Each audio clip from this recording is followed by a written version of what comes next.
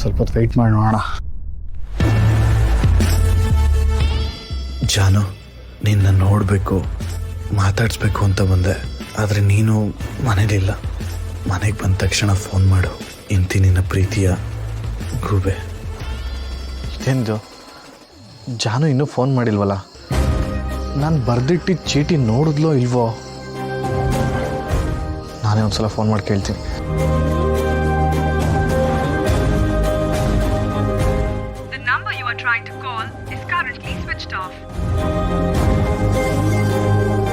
Phone switch off ಬರ್ತಿದ್ಯಲ್ಲ, ಏನಾಗಿದೆ ಈ ಜಾನುಗೆ? ಮನೇಲೂ ಇಲ್ಲ, ಜಯಂತ್ ಅವ್ರ ಜೊತೆಲೂ ಇಲ್ಲ. ಎಲ್ಲಿ ಹೋಗಿದ್ದಾಳೆ ಇವಳು? ಅಮ್ಮನ ಮನೆಗೆ ಏನಾದರೂ ಹೋಗಿದ್ದಾಳ? ಅಲ್ಲಿಗೆ ಹೋಗಿದ್ರು ಫೋನ್ ಸ್ವಿಚ್ ಆಫ್ ಯಾಕೆ ಮಾಡಬೇಕು? ಏನು ಅಂತಾನೆ ಗೊತ್ತಾಗ್ತಿಲ್ವಲ್ಲ.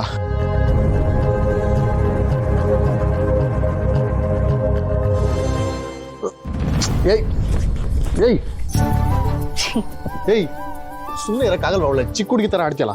ನಾನು ಸುಮ್ಮನೆ ಇರಲ್ಲ, ನಾನು ಚಿಕ್ಕ ಹುಡುಗಿ ಥರನೇ ಆಡೋದು. 2 ಕತ್ತೆ ವಯಸ್ಸಾಗಿದೆ, ಚಿಕ್ಕ ಹುಡುಗಿ ಅಂತೆ.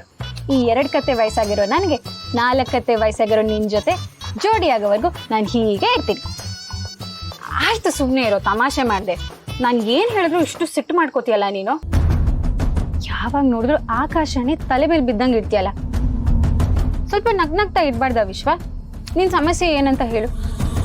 ನಮ್ಗೆ ಯಾವ ಸಮಸ್ಯೆನೂ ಇಲ್ಲ. ಸಮಸ್ಯೆ ಇಲ್ದಿರೋನು ಈ ಹಳ್ಸೋಗಿರೋ ಸಮೋಸ ಥರ ಯಾಕೆ ಮುಖ ಇಟ್ಕೊಂಡಿರ್ತೀಯ?